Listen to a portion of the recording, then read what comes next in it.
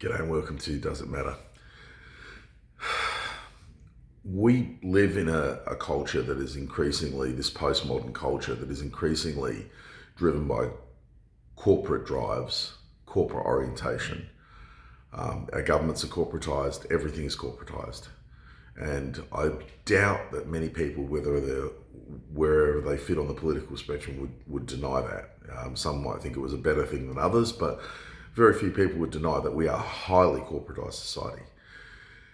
And corporatization is driven by consumption.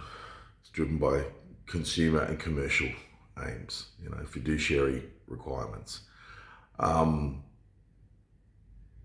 That means that everything has become transactional to a degree that human society has never seen before.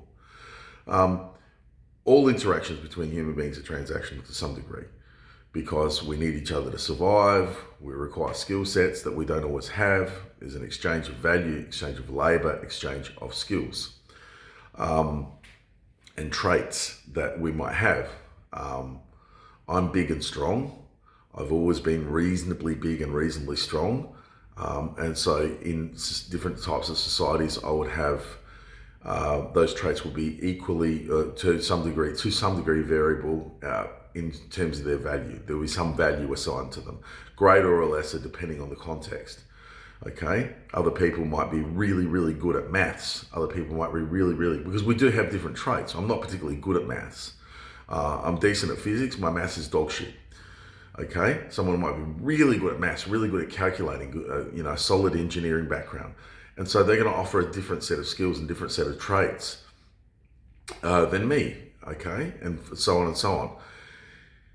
We're not equal in that respect. We're all varied in that respect. But consumer culture seeks to make us as predictable as possible so its algorithms can calculate future earnings.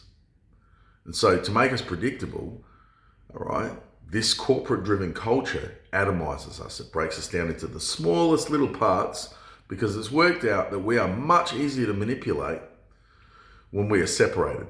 Makes sense. We're a pro-social animal.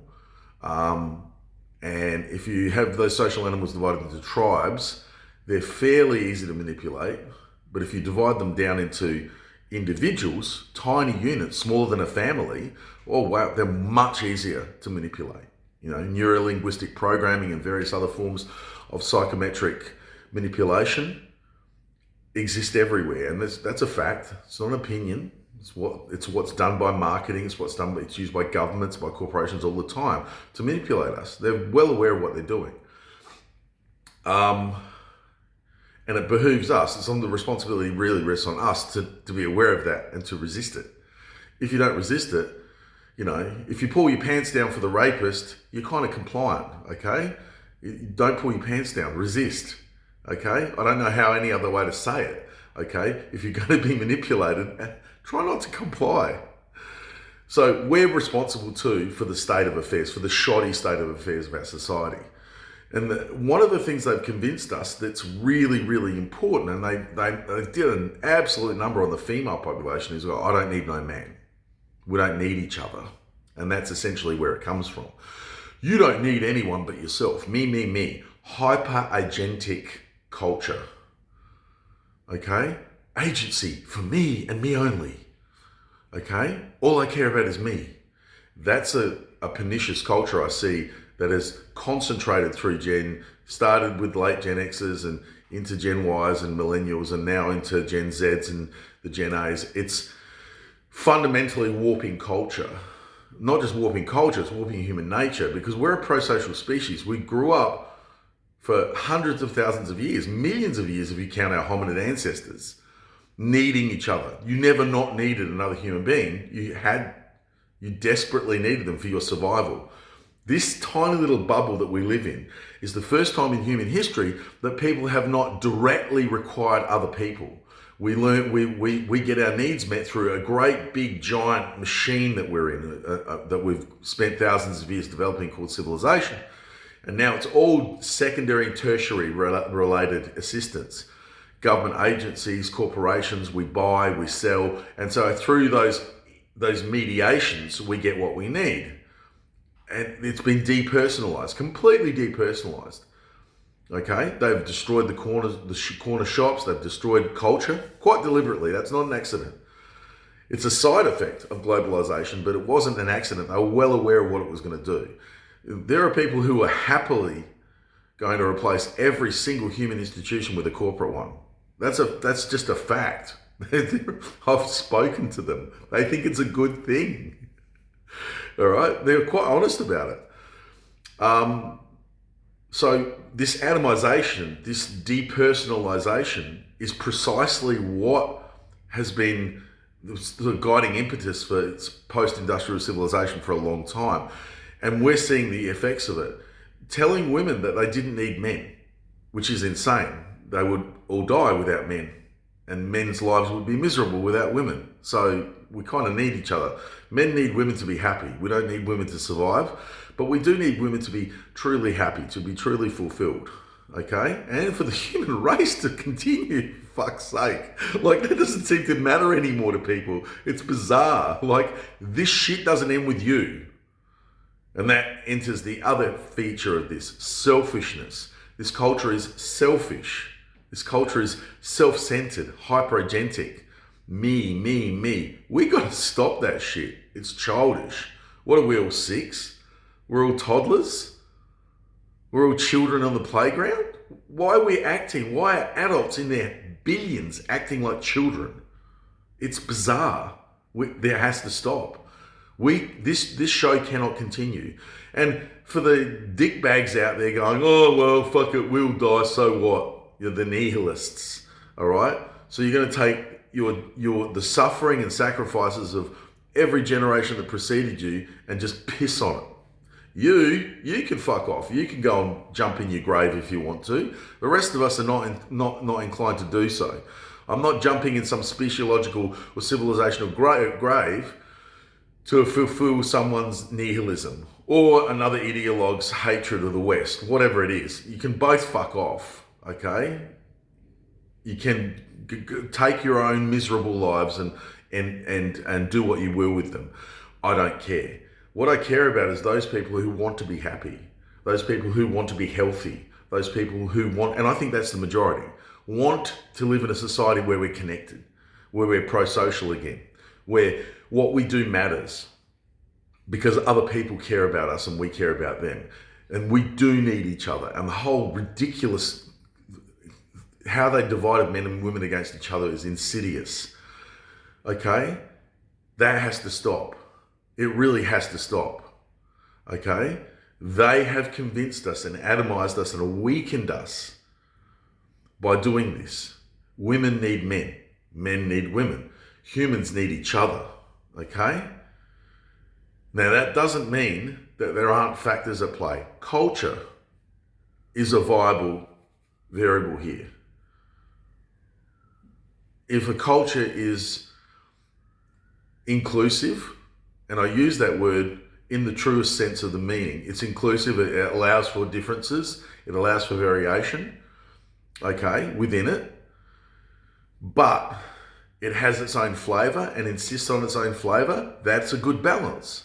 A culture that bends over for every other culture that comes into it because of colonial guilt is not a culture worth surviving. Okay? And I reject that. We should include anyone who wants to become part of us. We should be with anyone who wants to be with us at the personal level, at the social and political level. We should not, however, include people who want to change us. When you go out with someone, do you try to immediately change them? If you do, you're not well. You need help. You need to stop dating people and going out with people and befriending people even until you learn how to be a human being, a decent human being. Stop trying to change people. Just hang out with people you like, that you don't need to change, and give up the need to manipulate and change other people for your own desires. They're not cardboard cutouts in your drama. They're other people in their own right. Hyperagency leads to seeing the world as simply a stage upon which you are starring. It's main character syndrome. It's bullshit. Okay? That's not the way the world works. Never has. So we're we're living in a culture that actively encourages that and actively destroys anything that resists it. Okay? I don't want to live in a culture that is guilty for things it never did, or for things that were both good and bad about it, like every other culture that has existed. I don't want to live in a culture where men and women are divided by the pernicious and foul ideology of feminism and intersectionalism, a loose-knit arrangement of associations that don't stand up to any kind of intellectual rigor. Okay? I don't want to live in a culture which puts people as second to money. Okay? That's not on. But also holds no accountability for whole groups within society because of colonialization or because of the oppression of that gender. What a load of bullshit. We all know it's bullshit. It's just an opportunity for the normal human nature reflex of, oh, I can get something out of this. A lot of women thought they could get something out of it. A lot of women were oppressed at some point, to some degree. Again, that degree is really important. That's another video. A lot of races were oppressed to some degree, and everyone has taken their turn on that wheel. Again, something that the anti-colonialists don't like to talk about, and the feminists don't like to talk about. So when you weigh things up, balance, and look at things logically, it has taken all the mistakes that we have made along the way. It has taken all the imbalances we have made along the way to get to the point now where we could shit down our own throats and destroy the very culture that we've raised up to give us the greatest equality, greatest wealth, greatest safety that we've ever had in history. And what are we doing with it? We're shitting on it. We're shitting on each other. We're separating men from women. We're allowing the greatest culture that's ever existed, and that doesn't mean other cultures aren't fucking awesome. Many of them are, for sure. But the greatest culture that ever existed, that brought freedom, democracy, brought childcare, healthcare, everything, that came from the West. That came from the West. Western culture. And I'll be damned if I'm going to be ashamed of it. There are things that every culture has done that have been crappy, but Western culture did some amazing things. So this corporate structure that we're in is designed to generate profit and profit only, and it will literally kill the goose that lays the golden egg. We're in a system now that will kill itself to make more money. It will literally kill itself to make more money. It will pollute the earth to the point where it can no longer carry us. It will ignore things that we should be doing, like nuclear and solar. We should be doing both, depending on what parts of the world you're in. It will ignore really good ideas simply because the other side thought of it first, or the other side's been advocating it. It will destroy us by atomizing us, dividing us, simply to make clicks, and more money. And you are being fooled by it. Most of you. I've got to be honest, most of you are fooled. Stop. You're smart. You're an apex species. We are the alpha species on this planet. We have been for countless millennia. All right? We don't have to be fooled by these soft-bellied, snide oligarchs. We don't have to be fooled by them. We can reject them. And I think that is starting to happen now. More and more people are beginning to realize they have more choices than what the duopolies, the common duopoly, political duopolies have offered them. Left, right. What a load of bullshit. It's not relevant anymore. What we are facing is a corporate takeover. You know, Weyland-Yutani, the whole alien corporate takeover of the planet is actually, from the Alien series, is actually legitimate. It's a legitimate thing. They are taking over our governments. They own our governments. Look at Albanese caving into the mining lobbies. Look what happened to Kevin Rudd when he tried to put a super tax on mining. Look what happened to them. They bend over or they get replaced.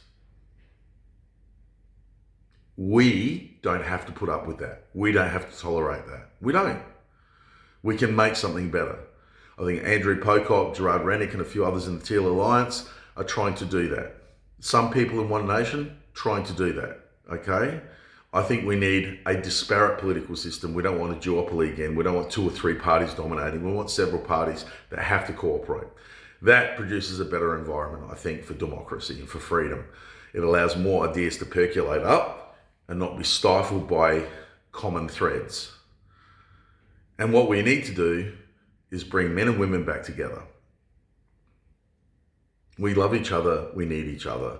We are built for each other. That's a fact. We are different, quite different in some ways, but we're built for each other, and we need to remember that.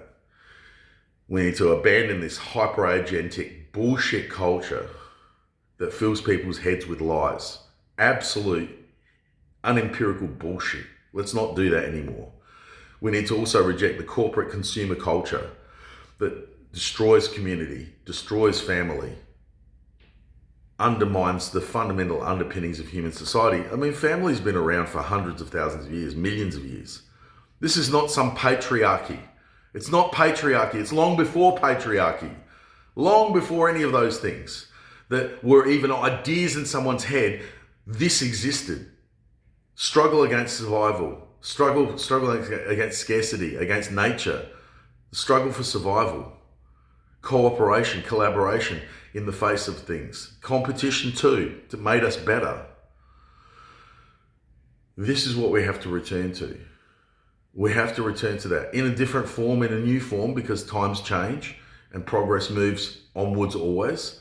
But we do need to come back and generate community again. We do need to have family again. We do need to respect relationships again. Relationships are everything. At the end of the day, the money that you earn won't matter, the car you drive won't matter, but the people in your life and the strength and quality of your relationships with them will matter more than any of all that other shit. It will matter so much more. And most people come to know that too late. Let's change this culture. Let's make it better.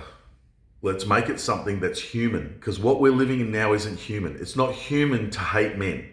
It's not human to despise women. It's not human to hate your own culture for lifting the world out of barbarism and slavery, which was what was happening 200 years ago. Barbarism and slavery everywhere. The culture that changed that is the culture that we in Australia are part of. I will never reject that. I will embrace that with pride and with joy, because it made the world a better place. And the people who want to undermine that are barbarians. They are barbarians of the worst order, and we must oppose them at all costs. Oos.